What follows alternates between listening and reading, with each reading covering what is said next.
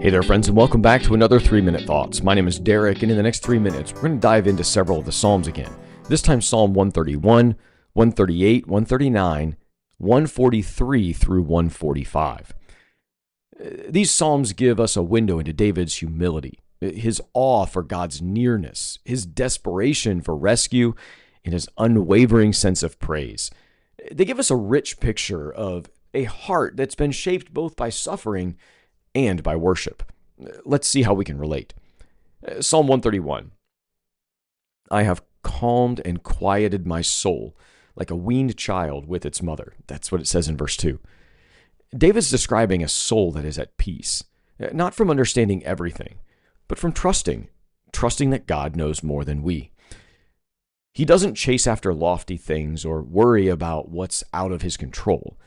This is a psalm of humble rest, a contrast to the chaos we often live in today. True maturity in faith is learning to rest in God, not striving for control.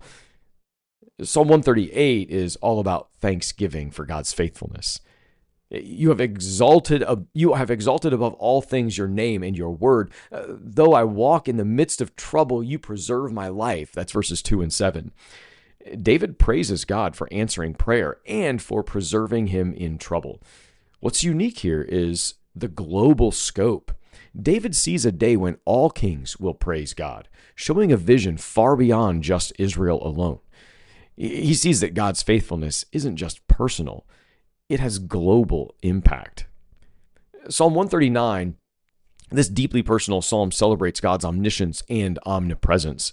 He knows every thought, word, and step. David isn't afraid of this. He finds comfort in it.